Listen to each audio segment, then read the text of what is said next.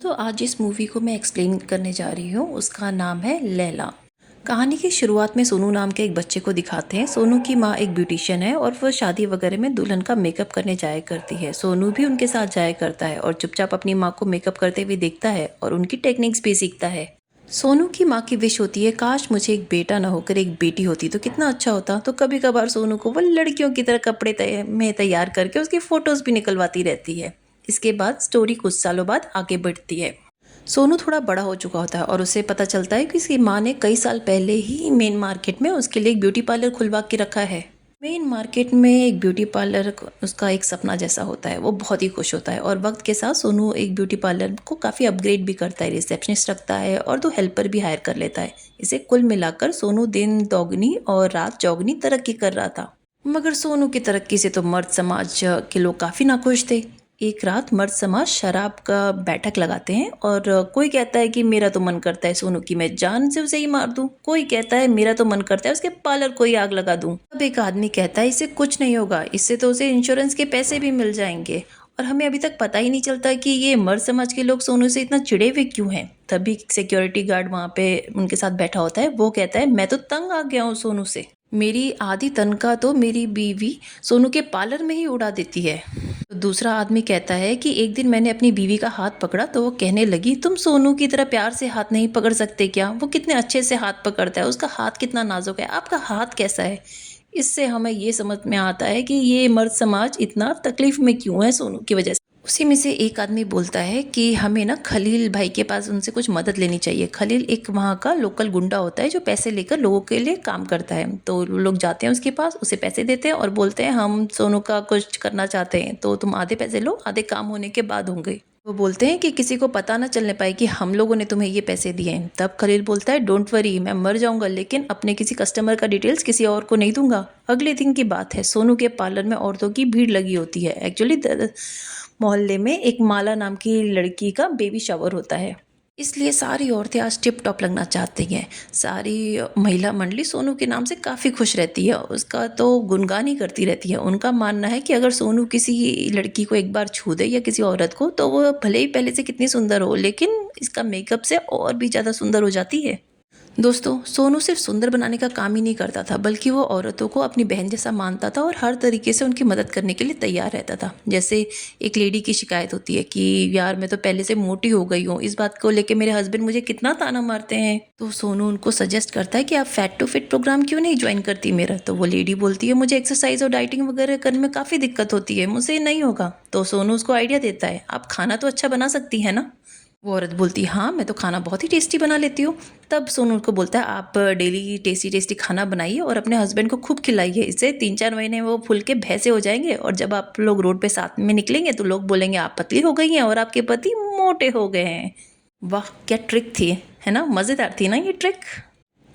तभी पार्लर में एक ज्योति नाम की लेडी भी अपनी प्रॉब्लम लेके आती है। वो बोलती है मेरे पति का ऑयल बिजनेस काफ़ी ठप चल रहा है, इसलिए मेरे पास पैसों की तंगी है, इसलिए सिर्फ आईब्रो ही बनाना चाहती हूँ आज सोनू। तो सोनू बोलता है बहन आप सिर्फ आईब्रो ही क्यों बनवा रही हैं, आप अपने हस्बैंड को बोलिए कि आपका हाइड्रोफेशियल के लिए आप कराने के लायक है, आप अपनी ब्यूटी के साथ कोई कॉम्प्रोमाइज़ मत कीजिए। और वो सजेस्ट करता है कि आप अपने हस्बैंड के ऑयल की कंपनी के पैकेजिंग में मेरी फ़ोटो लगाएं और बढ़िया सा टैगलाइन लगाएं कि इस ऑयल को खाने से आप पहले से भी ज़्यादा सुंदर हो जाएंगी, जैसे सोनू के पार्लर से होके निकलते हैं ना वैसे ही, और इससे देखना कैसे आपके ऑयल की बिक्री की रफ्तार बढ़ जाती है। पर ज्योति बोलती है बट कम से कम इसमें 2 लाख का खर्चा होगा और हमारे पास तो उतने भी पैसे नहीं है। तो सोनू कहता है बहन मेरे होते हुए तुम टेंशन क्यों लेती हो। इतना कहते ही ज्योति के अकाउंट में 2 लाख ट्रांसफ़र भी कर देता है। दोस्तों, वो कहने लगती है अरे भैया इसकी क्या ही ज़रूरत थी। तो सोनू से कहता है जब काम अभी है तो अभी ले लो पैसे और जब होंगे तब मुझे लौटा देना, मुझे कोई जल्दी नहीं है इसको लौटाने की। तभी सोनू के पार्लर में उस एरिया की एसआई की वाइफ जिसका नाम प्रीति होता है वो आती है। वो बिना लाइन में लगे बिना बिल को पे किए सोनू के से हीरोइन वाला मेकअप कराना चाहती थी और वो ताकि एसआई को रात में सेड्यूस कर पाए। ये सारी बातें सुन के सोनू बोलता है कि रिसेप्शनिस्ट ज़रा कमला को फ़ोन लगाना। तो हमें पता चलता है कि कमला एसआई की रियल वाइफ है, प्रीति तो एसआई की गर्लफ्रेंड है। अब कमला को जैसे ही खबर मिलती है अपने हस्बैंड के बारे में और उसकी गर्लफ्रेंड के बारे में तो सीधे पार्लर पहुंच जाती है और वहां जाके प्रीति के साथ लड़ाई शुरू कर देती है मार्केट में ही। पहले तो ये लड़ाई ज़बानी होती है और फिर थोड़ी देर में ये हाथापाई तक पहुंच जाती है। और पब्लिक को तो देखने का मौका ही चाहिए होता है, ये तो मस्त एंटरटेनमेंट है। और मोबाइल का ज़माना भी है तो लोग तो फ़ोन में वीडियो रिकॉर्ड करने लग जाते हैं। एसआई के घर की इज्जत बाजार में नीलाम हो रही थी। जब एसआई को इस बात का पता चला तो वो भी आता है लड़ाई छुड़ाने के लिए, लेकिन इसके बाद तो एसआई उन दोनों के बीच में फंस जाता है। दोनों मिलके एसआई से ही लड़ने लगती है और एसआई बेचारा कर ही क्या सकता है। तब कमला सोनू को थैंक यू बोलती है, भैया आपकी वजह से ही मुझे इस आदमी का असली रंग पता चला, अब मैं जा रही हूँ इसको छोड़ के। दूसरी तरफ प्रीति भी एसआई को छोड़ के चली जाती है इतने गुस्से के बाद। अब एसआई को पता चलता है कि मेरी पोल खोलने के पीछे इस सोनू का हाथ है। वो गुस्से से उसे मारने के लिए आगे बढ़ता है, मगर सोनू के सामने उसकी सब बहनें फ़ोन लाकर खड़ी हो जाती हैं और कहती है, हाथ उठा के दिखाओ ज़रा हमारे भाई को, हम भी वीडियो रिकॉर्ड कर रहे हैं। एसआई पीछे हट जाता है। अब हमें कैदी नाम के एक डाई हार्ट चिरंजीवी फ़ैन को दिखाया जाता है जो अपने बेटे रुस्तम के लिए लड़की देख रहा होता है, मगर जितने भी लड़कियां वो दिखाई जाती हैं उसको उतना सबको रिजेक्ट कर देता है। तब मैच मेकर परेशान होकर बोलता है, भाई साहब आपको कैसी बहू चाहिए, काली गोरी लंबी चौड़ी पतली सब तो दिखा दी, और कैसी चाहिए बहू आपको। तब कैदी बताता है, मैं एक चिरंजीवी का फ़ैन हूँ, मेरी वाइफ का नाम मेरे बेटे का नाम सब चिरंजीवी के ऊपर है, तो मैं जो बहू ढूंढ रहा हूँ वो इकलौती बहू हो कि मेरे परिवार की, तो मैं चाहता हूँ कि वो चिरंजीवी के फिल्म की हीरोइन से कम तो बिल्कुल भी नहीं होना चाहिए। ये सुन के तो मैच मेकर परेशानी हो जाता है, बोलता है आपका बेटा कुंवारा ही रह जाएगा, और वो वहाँ से चला जाता है। इसके बाद रुस्तम को दिखाया जाता है जो कि बूचर खाने में उसका बकरियों का मीट बेचने का बिजनेस होता है। वहाँ पे एक आदमी को पकड़कर रुस्तम के सामने पेश किया जाता है क्योंकि उसने रुस्तम के डैड की मार्केट में बेइज्जती की थी। तो रुस्तम कहता है, मेरे डैड चिरंजीवी के फ़ैन हैं और मैं अपने डैड का बहुत बड़ा फ़ैन हूँ, तो मैं ये सब बर्दाश्त नहीं करूँगा। अभी वो उस आदमी को डांट ठपका ही रहा था कि तभी उसको खबर मिलती है कि आज भी उसके डैड को उसके लिए कोई लड़की पसंद नहीं आई है। तो वो और गुस्सा हो जाता है और सोचता है, लगता है इस जन्म में तो मेरी शादी होने से रही, और इसी गुस्से में रुस्तम उस आदमी को बकरियों के ढेर में फेंक देता है। एसआई को देखते हैं, वो किसी रेस्टोरेंट में एक आदमी से घूस ले रहा होता है। तभी वहाँ पे खलील जो गुंडा होता है ना, वही आ जाता है और वो एसआई को बोलता है, सोनू की वजह से अब आपकी घरवाली घर में बची है ना, बाहर वाली बाहर बची है, आप बोले तो मैं उसका गेम बजा दूँ क्या।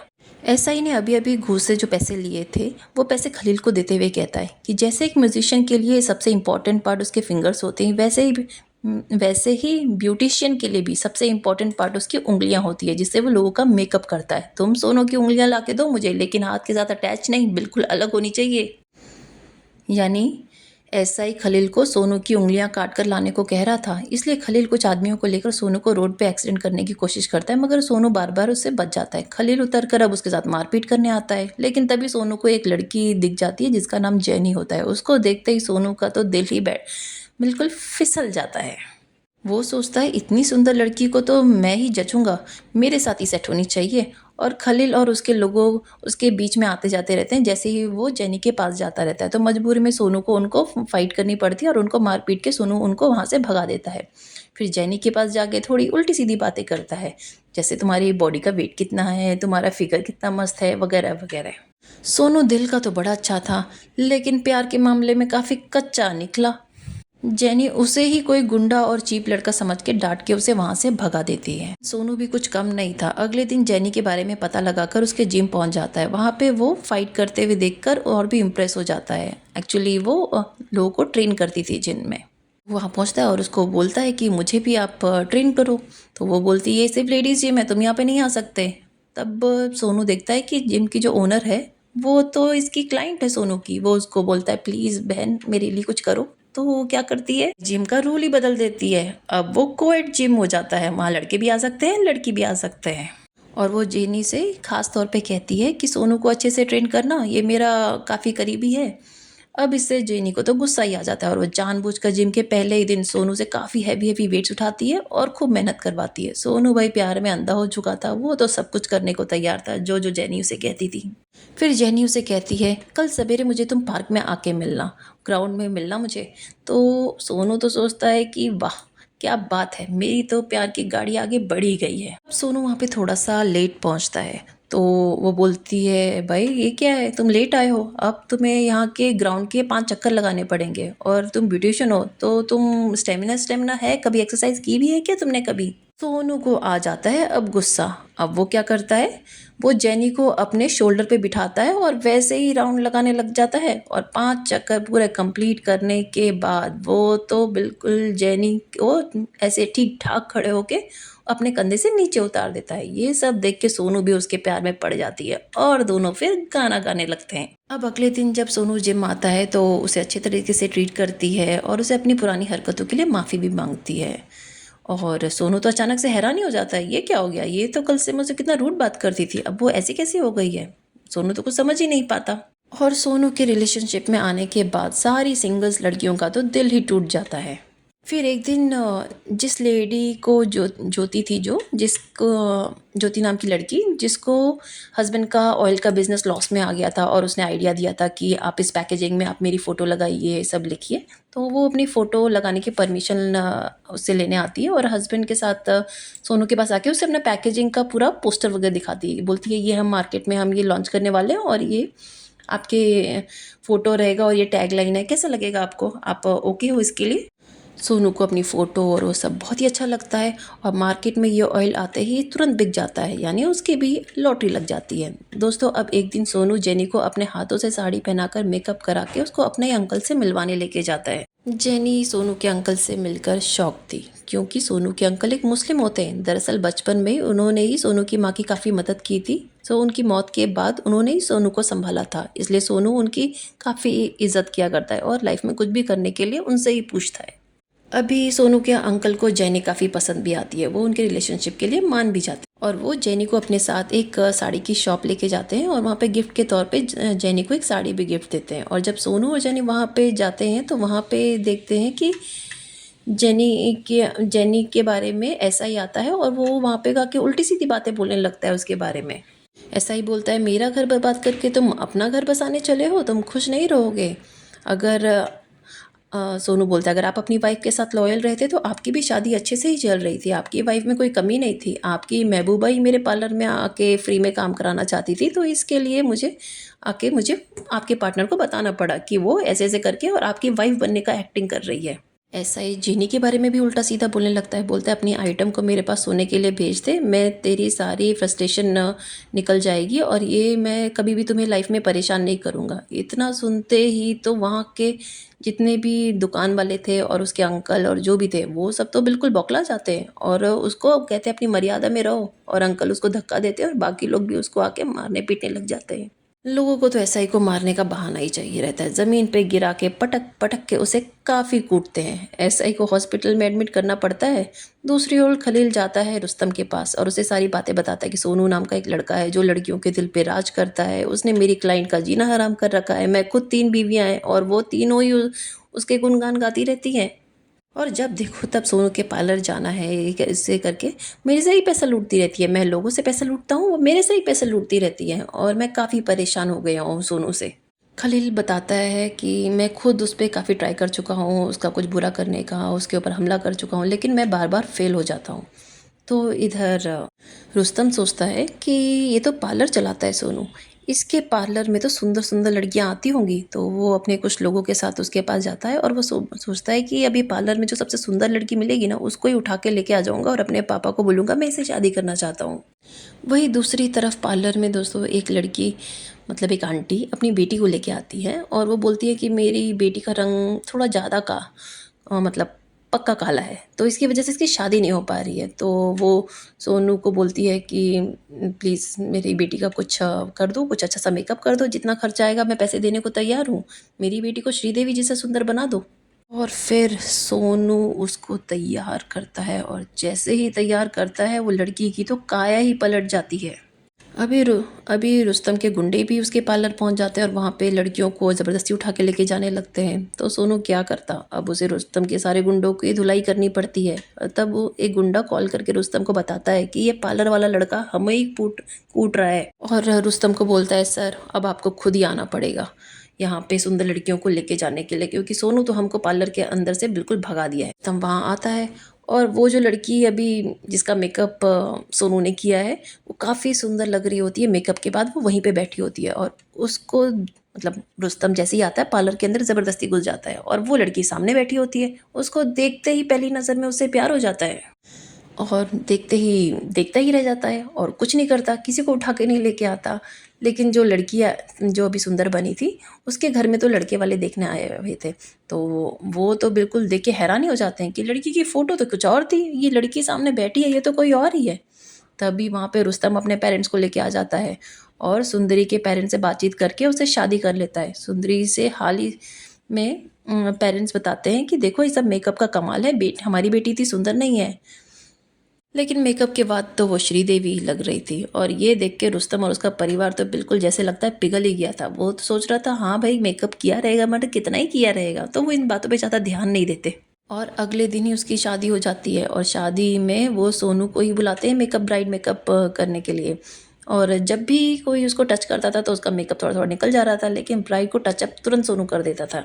और जैसे तैसे उसकी शादी निपट गई और शादी के बाद रुस्तम तो अपनी फर्स्ट नाइट के लिए काफ़ी एक्साइटेड था और सुंदरी तो डरी हुई थी कि कहीं मेरा असली चेहरा देख के कहीं मेरे हस्बैंड डर ना जाए। वो रुस्तम से लाइट ऑफ करने को बोलती है अपनी सुहागरात पे, तो रुस्तम वैसे ही करता है। और अगले दिन सवेरे उठ के रुस्तम सोच रहा रहता है मैं दुनिया का कितना ही लकी इंसान हूँ, इतनी सुंदर लड़की मेरे साथ शादी करने को तैयार हो गई, वो मेरे प्यार में पड़ गई। और इधर सुंदरी सुबह उठ के नहाती धोती है तो उसके बदन में जितनी भी लेपा पोती थी सब धुल जाती है। वो अपने सास ससुर को चाय देने आती है तो सुंदरी को तो देख के वो लोग असली रंग देख के तो वो बिल्कुल डर ही जाते हैं।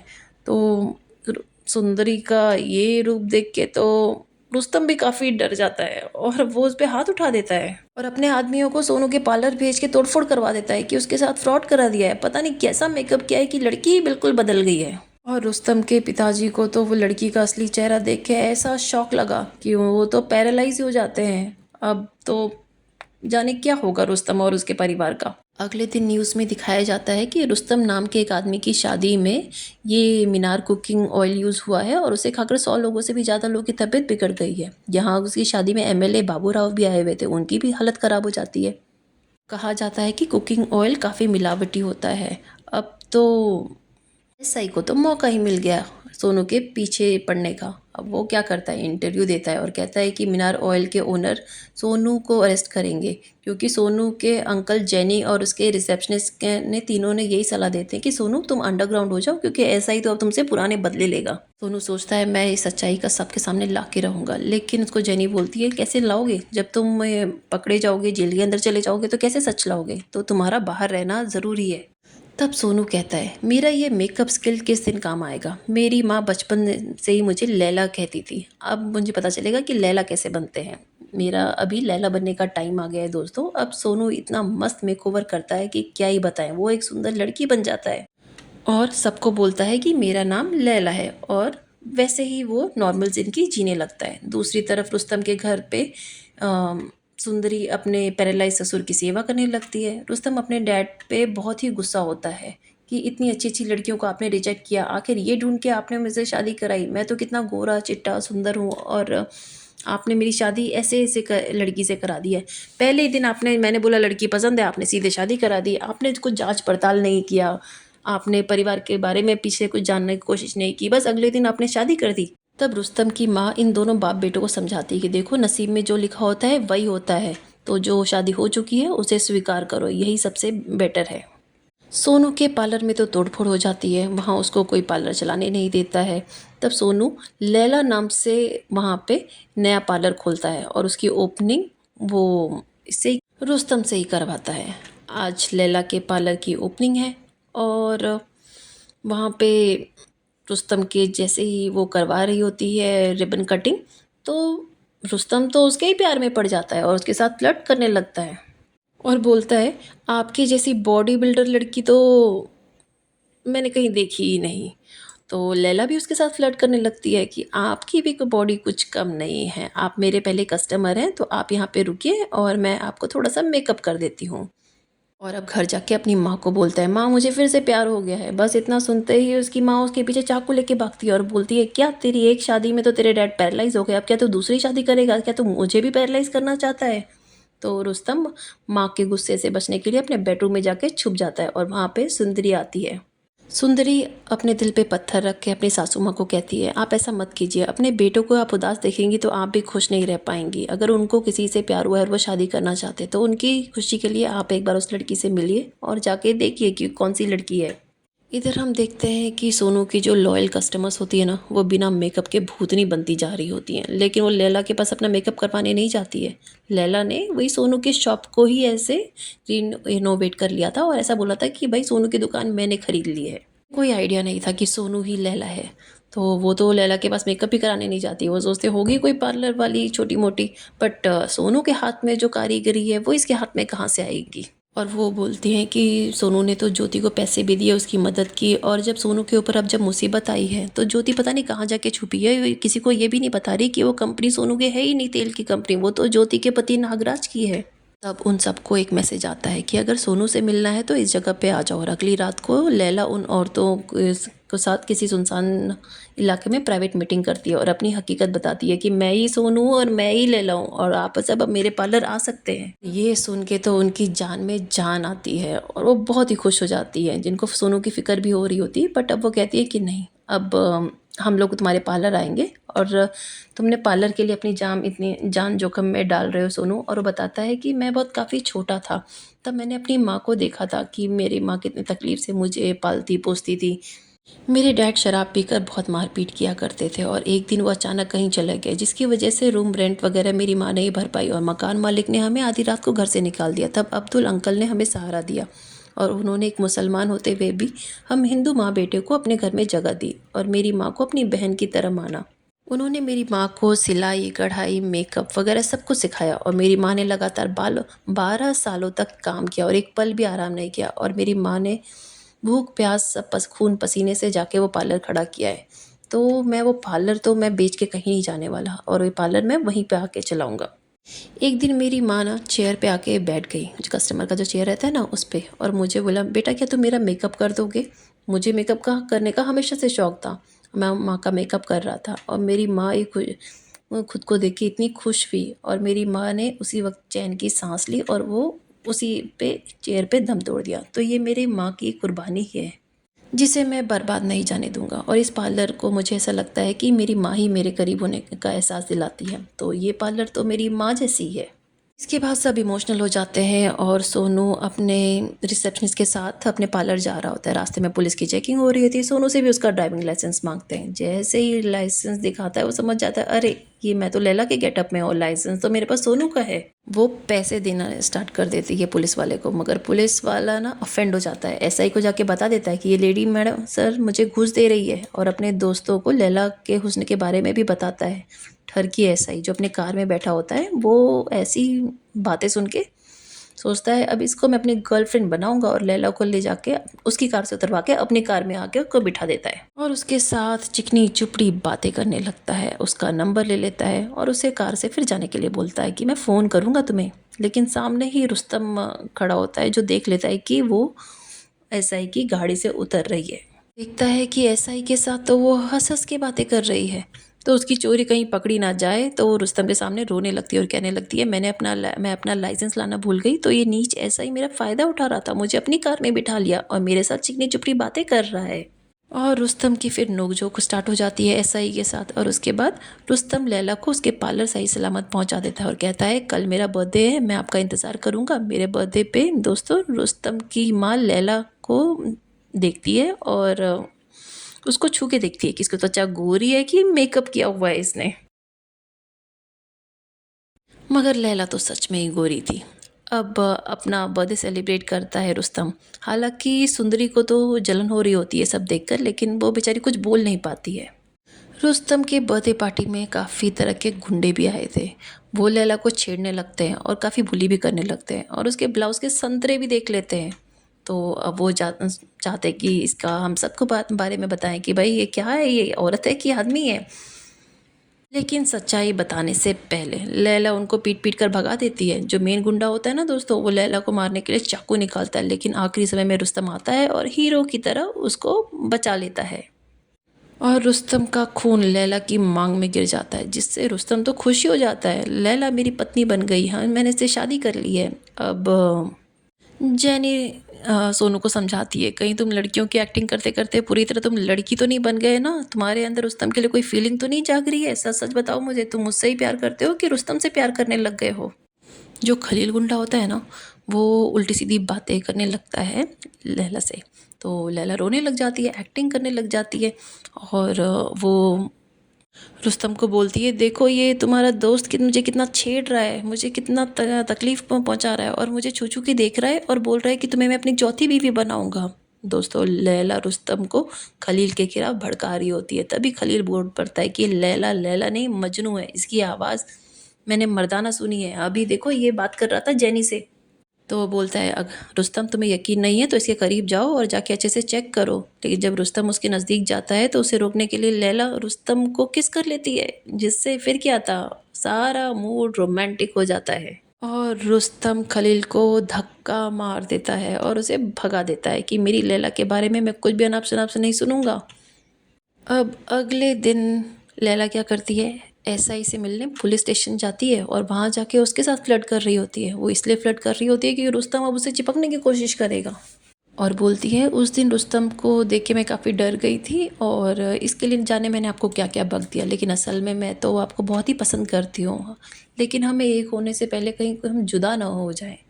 और उसे एक बात बताती है कि सोनू वैसे तो अच्छा लड़का था, उसके पार्लर में ज्योति नाम की एक लड़की आती थी जिसका हस्बैंड नागराज था, उसके ने मिलकर सोनू को फंसाया है झूठे तेल के पीछे। औरतों वो सोसाइटी की जो औरतें हैं ना, वो सोनू को काफ़ी पसंद करती हैं, वो सोनू को बेकसूर साबित करना चाहती हैं, इसलिए वो सब नागराज को ढूंढ रही है। अब प्रॉब्लम ये है कि सोनू अगर वापस आ जाएगा तो पार्लर मेरा बंद हो जाएगा, क्योंकि मोहल्ले की औरतें तो सोनू को ही पसंद करती हैं, फिर मेरे पास कौन आएगा मेकअप कराने के लिए। इसलिए आप अब कुछ क्यों नहीं करते, एक बार आप ज्योति और उसके हस्बैंड से मुझे मिलवा दीजिए ना, मैं लेडीज़ गैंग को बता दूंगी कि मैं नागराज से फलाने ढाबे पे मिलने जा रही हूँ और वो भी वहाँ आ जाएंगी और हो सकता है कि सोनू भी वहाँ आ जाए और आप सोनू को अरेस्ट कर लेना। ऐसा ही कोई आइडिया कुछ सही लगता है। अब रुस्तम को पता चलता है कि लैला एसआई के पुलिस स्टेशन गई थी, तो उसे लगता है कि ठरकी एसआई ने ही उसे पुलिस स्टेशन बुलाया होगा। तो वो समझ जाता है कि ठरकी एसआई लैला का फ़ायदा उठाना चाहता है, इसलिए वो तुरंत ही पंडित को बुला के शादी की डेट फिक्स करवा लेता है और लैला को अपनी शादी का कार्ड देने भी जाता है।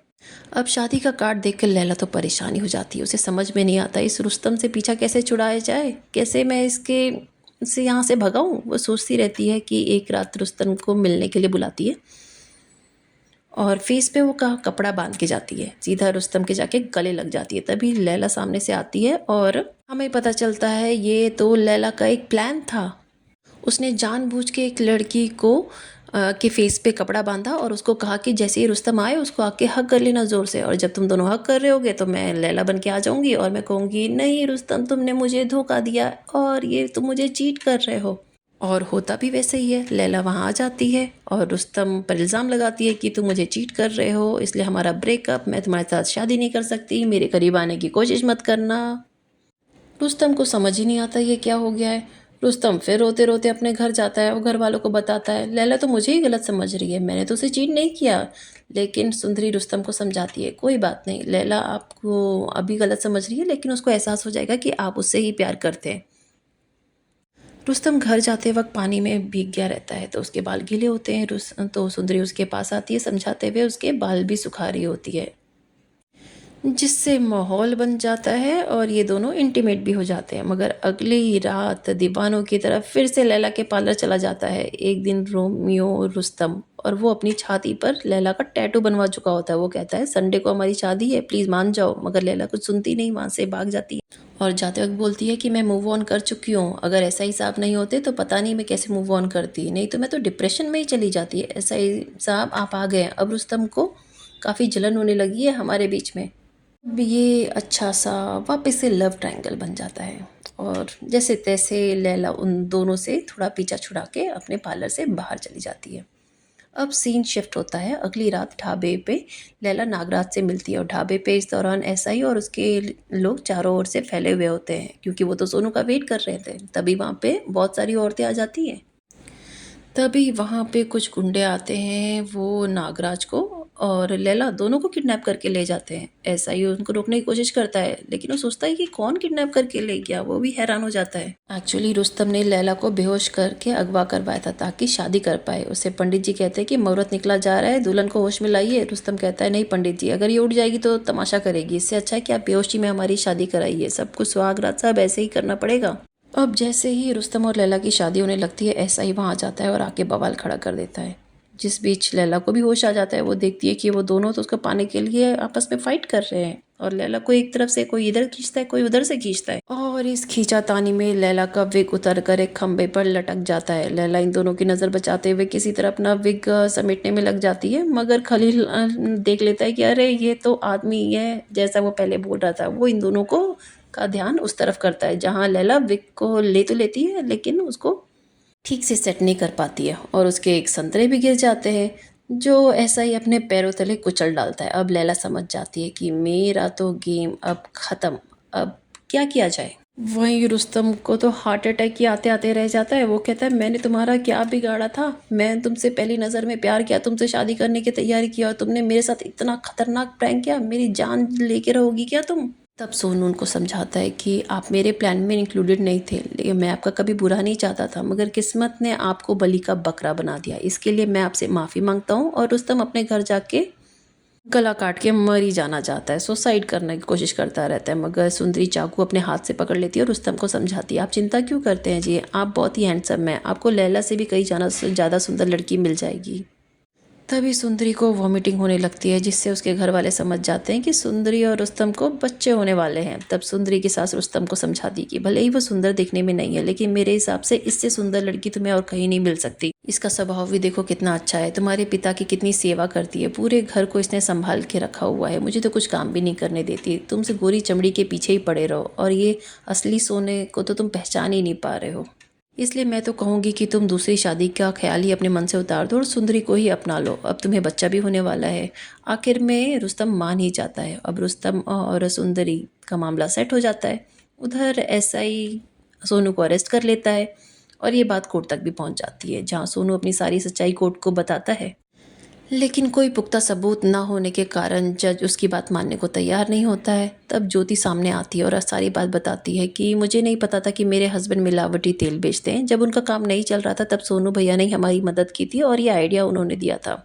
मुझे नहीं पता था मेरे पति ऐसा सिला देंगे और मेरे भैया को ही फंसा देंगे। मैंने बहुत बार सच्चाई बताने की कोशिश की, लेकिन मेरे पति ने मेरे साथ ही मारपीट किया, तो मुझे चुप रह कर मजबूरी में ही मुझे चुप रहना पड़ा।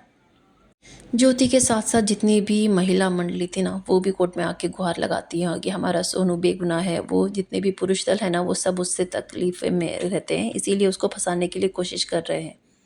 अब जज को कुछ समझ नहीं आता है। वो लॉयर उठकर फिर खड़ा होता है। वो कहता है मैं हूँ एसआई का पुराना दुश्मन। दरअसल कई महीनों से पहले इन्होंने मेरे एक लाइव न्यूज़ चैनल पे आके काफ़ी मारपीट किया था, क्योंकि मैंने इनके खिलाफ बातें की थी। इसी वक्त से मेरे पास कोई सबूत नहीं था, तो मैं उस वक्त तो चुप हो गया, लेकिन इसीलिए मैंने एसआई का पीछा करना स्टार्ट कर लिया। मेरी ज़िंदगी का यही मकसद था कि एसआई का भांडा फूट जाए।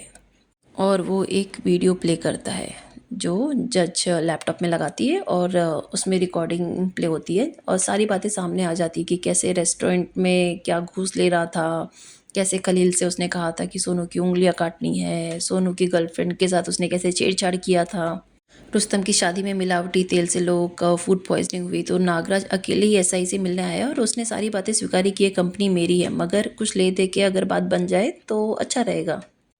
फिर सोनू के फेम की वजह से जितनी भी तेल की बिक्री हुई थी उसका प्रॉफिट का 50% नागराज एसआई को दे भी देता है। लेकिन इसी मौके पे चौका मारते हुए एसआई ने मीडिया को बयान दे दिया कि तेल की कंपनी का मालिक सोनू है और उसने मिलावटी तेल बेचकर लोगों की जान खतरे में डाली है।